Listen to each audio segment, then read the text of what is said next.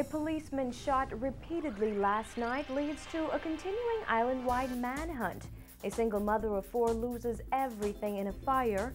And this is basically everything you guys had in the world, including each other, was in this house. Yes, that's just it. That's it. Nothing else. The Prime Minister urges North Abaconians to choose the governing party. As Brave David says, no matter what they tell you we're going to do, all they can do is talk. Plus, male role models honored during a special church service this morning. This is to encourage you to continue to do all that you're doing. I'm Nakia DeVoe, and this is NB12 Weekend.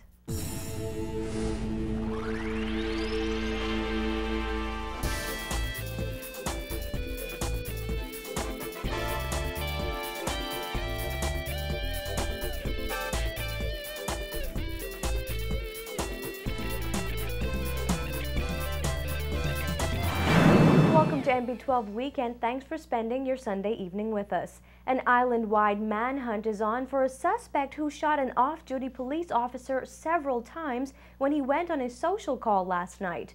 Police say the officer, Chester Atherley, was visiting a relative in the Woods Alley area off Wolf Road around 10:30 last night when a lone gunman approached him and shot him multiple times. Police say that gunman fled on foot.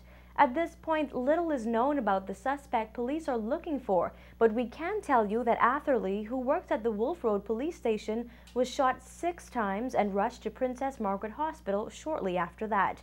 Outside the hospital last night, some of Atherley's family members and lots of officers showed up to get an update on the situation, even as dozens of other officers scoured central New Providence in teams to try and track down the culprit.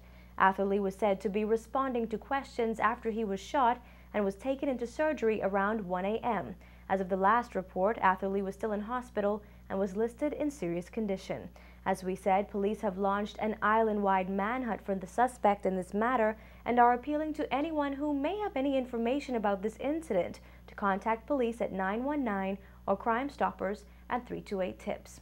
Police are also investigating a traffic fatality on East Street South last night. According to police reports, around 9 p.m., the male victim was crossing East Street South on foot when a silver Honda hit him. The victim died on the scene. An investigation into this matter is ongoing. Police are urging pedestrians and motorists to be careful on the roads, especially at night.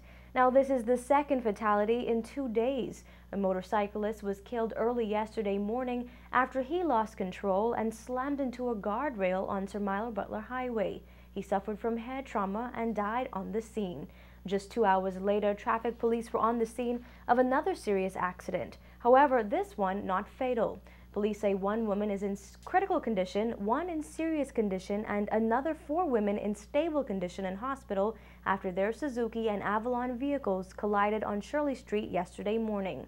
2 of the passengers were trapped in one of the vehicles and the jaws of life were used to free them. Again, officers are encouraging motorists to drive with caution following these incidents. A single mother of 4 who had been unemployed for more than a year was dealt another devastating blow late last week when fire gutted her home and destroyed everything her family had. Tonight, Juan McCartney shares with us her struggle to survive. Lillian Munnings was at work Thursday night at a job she'd recently started after a long term of unemployment. When she got the call that there was a fire at her home but all her children made it out safe, she felt a sense of great relief. But when she arrived here at the aftermath of the fire, that relief quickly turned to despair. When the smoke cleared, Munnings and her 4 children were left with a burnt-out shell. The fire claimed the interior of the 2-bedroom house off Windsor Road her father left her when he passed away 3 years ago. And the flames not only consumed the family's worldly possessions, but also damaged key elements of the part stucco structure.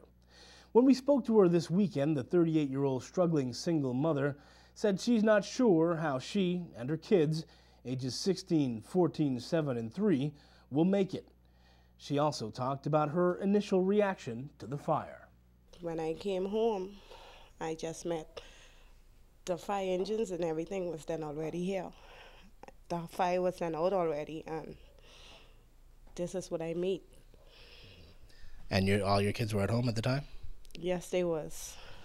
And everyone made it out safely, but it looks like not much survived the fire. Yes, everyone made it out safely, but everything was extremely damaged. And you say you just started work, so you've been kind of struggling for a little while. How long were you out of work? Take your time. I was out of job for a year. And I didn't basically had any help from anyone. Just my sister and a lady around the corner. Her name is Miss Fowler. She's helped me, and I was just getting help from social service. That was making it with my kids. So this job was kind of the first ray of hope you've had in a while. Yes, it was. Yes, it was. I was glad to know that I got a job, and you know, I was feeling like things was getting better.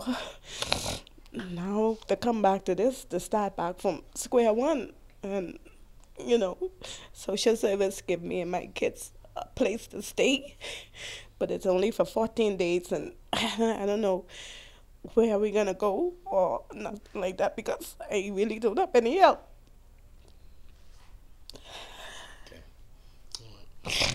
And your kids they're in school now, right? Yes, they was in school until the time of the fire, but they had lost everything. Everything from their school uniforms, their clothes, everything. Nothing was left. They just was left with the clothes on their back. As it stands, the house is uninhabitable. And to make matters worse, due to her prolonged unemployment, Munnings was unable to afford the insurance premiums for her home. She also has no car. Now, Munnings and her children are being housed in a local motel, but that would only last for about 2 weeks. She said her most pressing concern is getting school clothes for her children, clothes she cannot afford. She said she's applied to the Department of Social Services for help, but that aid takes a while to come through. Officials at the nearby Urban Renewal Center in Kemp Road are asking the public to help Munnings in any way it can. If there's anything you can do to assist this struggling mother, go to the NB12 official Facebook page and we'll tell you just how to do that. Reporting for NB12, I'm Juan McCartney. And on to news from the campaign trail. Prime Minister Perry Christie addressing the family feud that rocked the North Abaco by-election this week. Speaking to supporters during a Progressive Liberal Party rally in that constituency last night, Christie said he was saddened when he heard PLP candidate Renardo Curry's stepmother question why he was running. Philippa Roll Curry dropped a bombshell during a televised Guardian Radio Cable 12 town meeting on Thursday, claiming that her husband died because victimization by the PLP caused him much stress. But she didn't stop there. She also accused her stepson of supporting victimization. The Prime Minister told Abaconians not to let her accusations change how they feel about Curry, who last night highlighted his plans for the constituency. No matter what they say, no matter what they bring, this young man, his reputation, his commitment to do good in this country is known to you. You know it about him. Nobody can come in here and tell you otherwise. Let's clean up our communities and create cultural villages to give a place to our entrepreneurs to sell their Bahamian arts and crafts. Let's attract tourists to our communities by creating adventurous excursions around our many blue holes.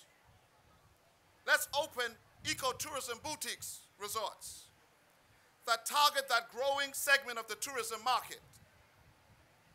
There is so much to do for us here in North Abaco. Christie also hinted that Abaconians should go with the governing party because ultimately the government decides what happens for Abaco. Deputy Prime Minister and Minister of Works Philip Davis said the PLP government will fix the roads and bridges and uplift the people of Abaco. He also noted that urban renewal will be launched on the island this week. You could go to Hubert. You can go to Gomez. You even could go to Minutes. But then they gotta call me. It's unbelievable. Unthinkable. They could have the best intention in the world.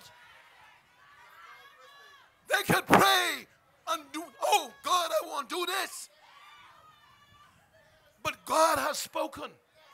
God has made me the Prime Minister of the Commonwealth of the Bahamas.